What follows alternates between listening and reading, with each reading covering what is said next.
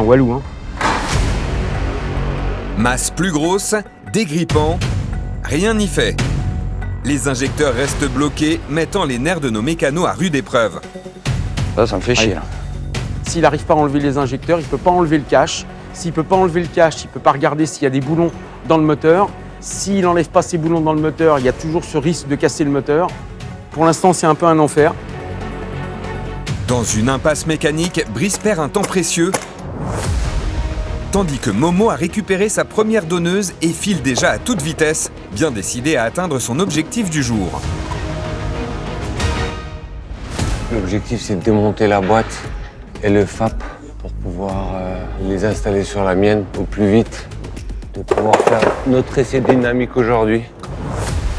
Ce qui est ambitieux, mais pourquoi pas, il peut le faire. Car si Momo a déjà la confirmation que son moteur est sain, il sait que la boîte de vitesse de son épave déposée la veille doit être remplacée au plus vite pour réaliser un essai dynamique d'ici ce soir. Un pari audacieux, mais pour prouver à Olivier qu'il a eu raison de miser sur lui, il est prêt à tous les sacrifices. Il y a plein de petites pièces qu'on doit démonter autour de la boîte. Et le truc, c'est que si tu as le malheur de casser autre chose, forcément, c'est ta responsabilité. Donc la moindre erreur, ça pardonne pas en fait. Un démontage minutieux s'impose si Momo veut venir à bout de cette boîte. Une pièce cassée, une erreur d'inattention, et ce sont des heures de boulot en plus, voire un essai dynamique qui part en fumée. Je vais juste enlever le collier qui est là pour pouvoir récupérer le FAP là-dessus.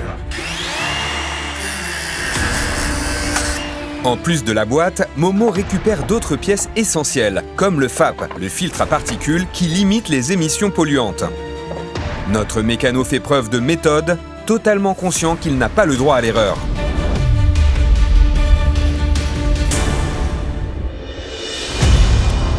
Momo enchaîne et il est déjà prêt à démonter la boîte de vitesse qui est nichée dans les entrailles du châssis et donc très difficile d'accès. Pour pouvoir atteindre les vis au plus loin, il faut mettre rallonge sur rallonge.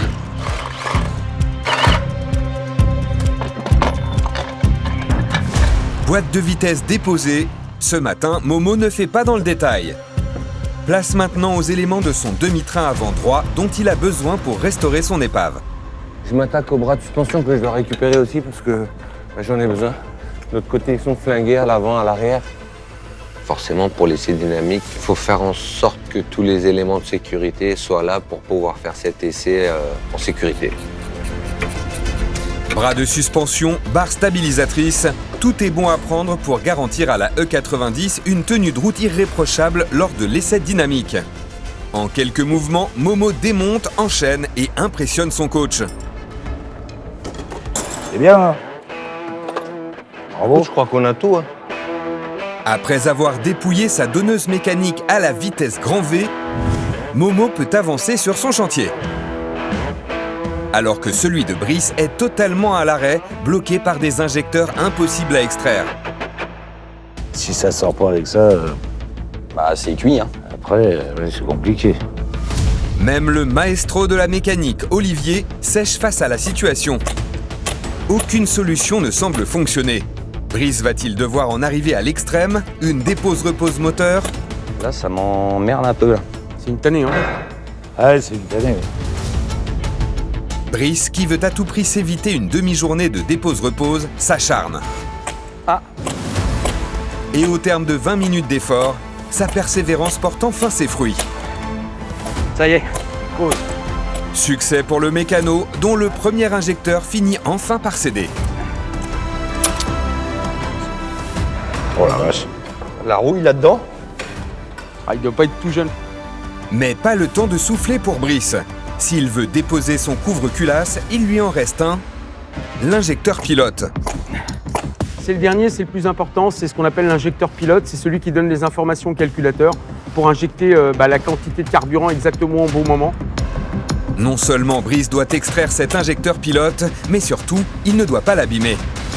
Attends, je vais remettre du dégrippant pour que ça coule. On va le noyer, hein. L'endommager, c'est risquer de griller tout le système d'injection et dire adieu au redémarrage. Putain, on perd du temps Tannée, là-dessus. Shit. Allez, je prends la relève.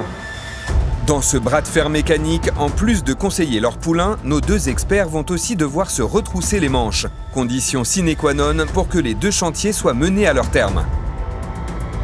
Si Brice affiche déjà des signes de fatigue et fait du surplace, il peut compter sur Nico qui prend aussitôt le relais.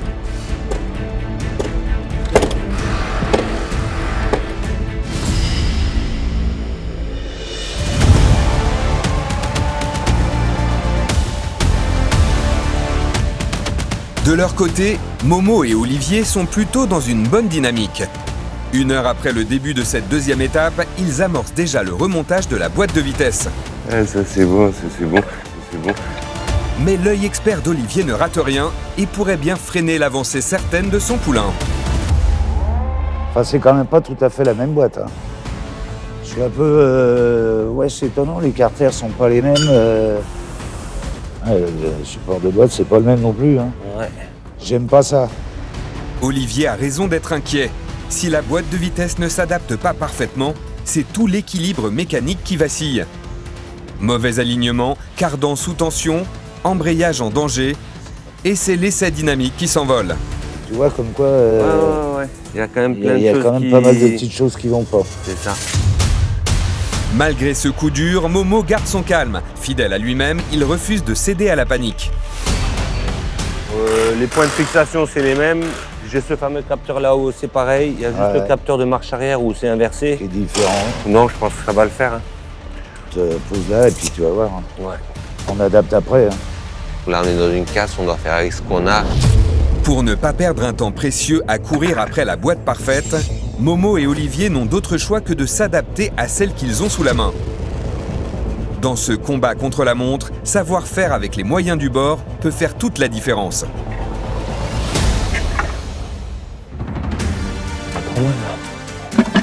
Voilà. Déjà, ça rentre dedans, c'est pas mal. Grâce au vérin de fosse, la boîte de vitesse qui avoisine la vingtaine de kilos s'insère parfaitement, alignée avec le moteur et les points de fixation, sans forcer ni bloquer. Un bon début pour Olivier et son poulain, mais le vrai test reste à venir. On fait tout de suite un petit test Ouais. avant de tout remonter.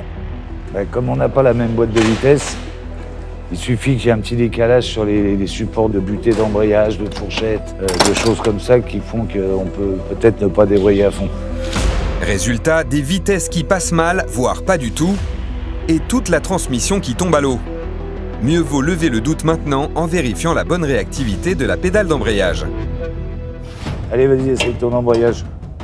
Momo va-t-il devoir tout reprendre à zéro, bricoler, adapter, improviser?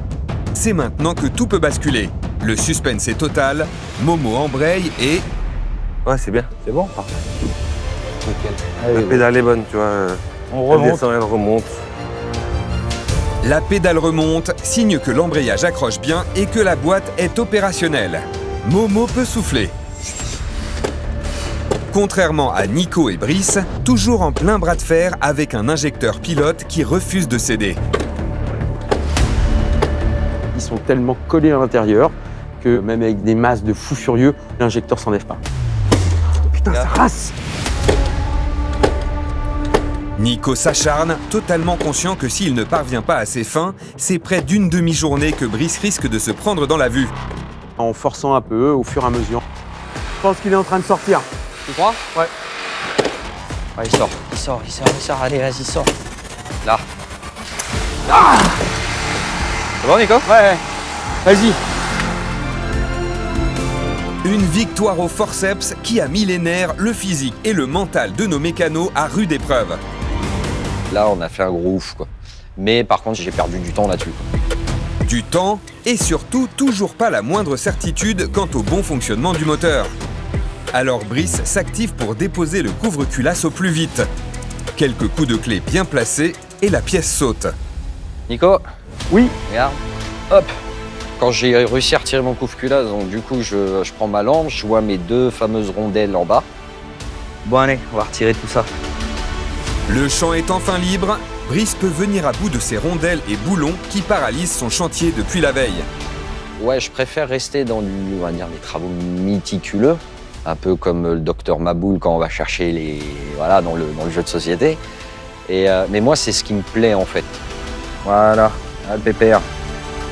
Avec cette première victoire face à son épave, Brice signe son grand retour dans Top Mécanique et prouve à son mentor qu'il a eu raison de lui accorder sa confiance dans ce choc des poulains qui se relance totalement.